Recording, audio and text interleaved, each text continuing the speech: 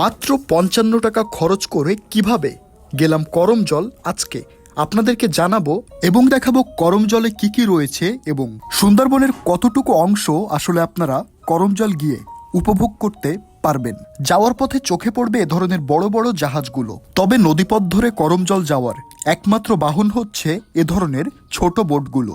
সাধারণ জনজীবন, ভাগ্য ভালো থাকলে নদীর মাঝে বৃষ্টি এবং অসাধারণ প্রকৃতি সবকিছুই দেখতে পারবেন এই করমজল যাওয়ার পথে। রোমাঞ্চকর এই যাত্রা শেষে আমরা চলে আসলাম করমজল। বেশ বড়সড় একটা গেট থেকে প্রবেশ করলাম ভিতরে প্রবেশ করতেই চোখে পড়লো আমাদের চিরচেনা সুন্দরবনের কিউট কিউট বানর। কিছুটা সামনে বেশ বড় জায়গায় রাখা ছিল সুন্দরবনের হরিণ। তারপর চলে গেলাম সুন্দরবনের প্রধান আকর্ষণ এই ওয়াকওয়েতে। শান্ত রাস্তা কোথা থেকে কোথা ভেদ করে চলে গিয়েছে জঙ্গলের ভিতর থেকে।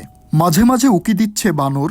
জঙ্গলের শুনশান পরিবেশ এবং কিছু দূর পর পর রয়েছে ওয়াচ টাওয়ার। তো চলুন জানাই আমরা মাত্র কিভাবে ৫৫ টাকা খরচ করে চলে আসলাম এই করমজল। আপনারা আগেই জানেন আমরা একটি বোট ভাড়া করেছিলাম সুন্দরবনের ৯ জন মিলে রিসোর্ট ভিউ দেখার জন্য, যেটাতে খরচ পড়েছিল মাত্র ২০০ টাকার একটু বেশি। আমরা সেই একই বোটেই বোট চালককে মাত্র ৫০০ টাকা বাড়িয়ে দিয়ে ঘুরে এসেছিলাম করমজল থেকে, আর যেটাতে আমাদের জনপ্রতি খরচ পড়েছিল মাত্র ৫৫ টাকা। তো বন্ধুরা, এভাবেও আপনারা সিঙ্গেল গিয়েও গ্রুপ ওয়াইজ ভ্রমণ করে আপনাদের খরচকে করে ফেলতে পারেন একদম সাশ্রয়ী।